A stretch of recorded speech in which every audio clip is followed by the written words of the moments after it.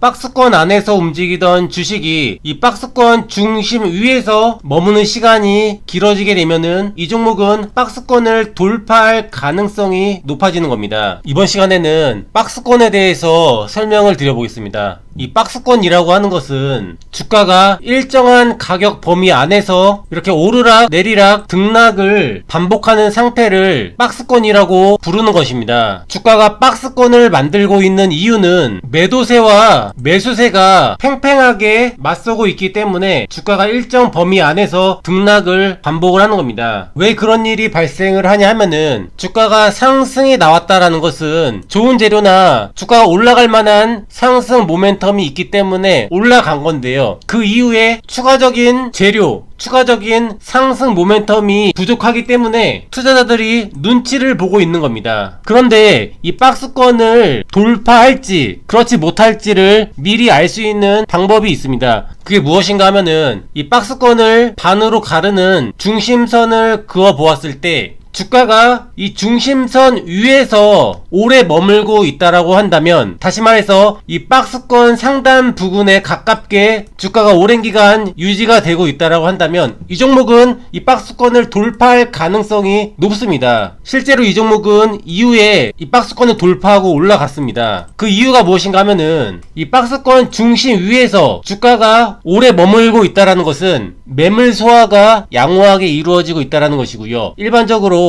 이 박스권 상단 부근, 이 전고점 부근에는 매물대가 가장 많은 자리입니다. 그런데 이 구간 안에서 주가가 오래 머물게 되면은 이 고점에서 매수했던 사람들, 이 사람들의 매도 압력이 점점 줄어들게 됩니다. 다시 말해서 매물 소화가 이루어지고 있다는 것은 매도세보다 매수세가 강하게 유지가 되고 있다는 것이고요. 또 한 가지는 박스권 중심 위에서 주가가 오래 머물게 되면은 투자자들의 기대감을 높일 수가 있습니다. 돌파 시 큰 상승이 나올 수도 있다라고 생각하는 사람들이 많아지고요. 대기 매수자가 많이 생길 수밖에 없다는 것입니다. 돌파하게 되면은 매수해야지. 장중에 수급이 조금만 들어오더라도 후속 매수세가 연속적으로 들어올 가능성이 높다는 것입니다. 그래서 이런 주가의 위치에 있는 종목들을 유심히 봐야 되는 겁니다. 이 동훈아나텍이라는 종목이 이 거래일 동안 15%가량의 상승 구간이 만들어졌는데요. 이 종목이 바로 박스권에서 움직이고 있는 종목인데요. 박스권 상단에서 오랫동안 머물고 있었던 종목입니다. 대략적으로 이런 박스권을 만들어 볼 수가 있는데요. 여기서 박스권 중심은